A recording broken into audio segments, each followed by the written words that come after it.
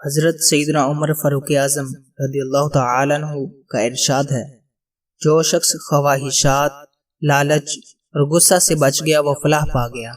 حضرت سیدنا امام محمد بن علی باقر رحمۃ اللہ تعالیٰ علیہ کا ارشاد ہے، لڑائی جھگڑے سے بچنا کیونکہ یہ دلوں کو بگاڑتا اور نفاق پیدا کرتا ہے۔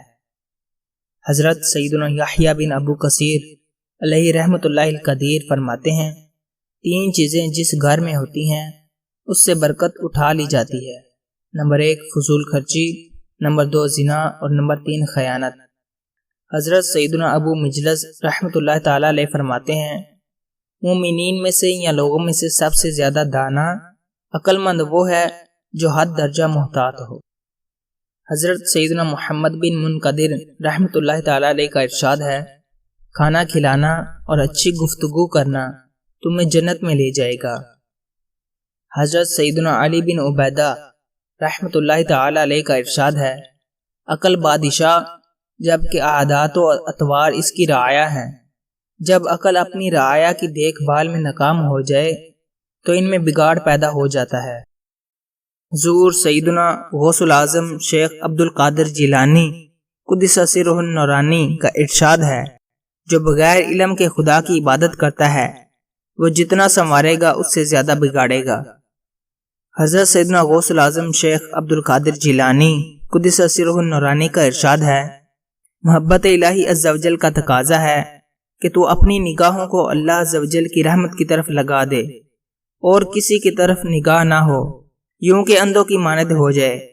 جب تک تو غیر کی طرف دیکھتا رہے گا اللہ عز و جل کا فضل نہیں دیکھ پائے گا۔ تمام کاملین حضرات سیر فی اللہ یعنی معرفت الہی میں غوث اعظم رحمۃ اللہ تعالی علیہ کی سیر فی اللہ یعنی معرفت الہی سے بہت پیچھے ہیں، اسی لیے آپ کا قدم ان کی گردنوں پر ہے۔ محبوبان خدا کی طرف جانا اور بعد وصال ان کی قبور کی طرف چلنا دونوں برابر ہیں، جس طرح کہ امام شافعی رضی اللہ تعالیٰ عنہ سیدنا امام اعظم رحمۃ اللہ تعالیٰ علیہ کی مزار فائز الانوار کے ساتھ کیا کرتے۔ جہاں انسان سے کوئی تقصیر خطا واقع ہو، عمل صالح وہاں سے ہٹ کر کرے۔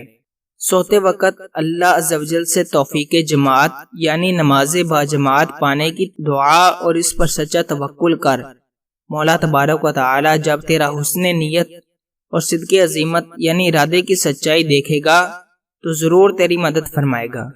ماں باپ اگر گناہ کرتے ہوں تو ان سے بنرمی و ادب گزارش کرے، اگر مان لیں بہتر، ورنہ سختی نہیں کر سکتا، بلکہ غیر موجودگی میں ان کے لیے دعا کرے۔ حرام کھانا کبھی جائز نہیں ہوتا، جس وقت جائز ہوتا ہے اس وقت وہ حرام نہیں رہتا۔ حرکت میں برکت ہے کہ جو پانی چلتا ہے وہ تازہ رہتا ہے اور جو رکا رہتا ہے خراب ہو جاتا ہے۔ بیٹا عالم ہو اور باپ غیر عالم، پھر بھی بیٹے پر اپنے باپ کا احترام لازم ہے۔ احترام کرے گا تو دونوں جہاں میں سعید خوش نصیب ہوگا انشاءاللہ عز و جل۔ امامہ شریف باندھنے والا اس کی برکت سے گناہوں سے باز رہتا ہے اور اس کے کردار میں بھی نکھار آ جاتا ہے۔ ایسے محلے میں مکان لینا چاہیے جہاں مسجد 11ویں 12ویں منانے والوں کی ہو۔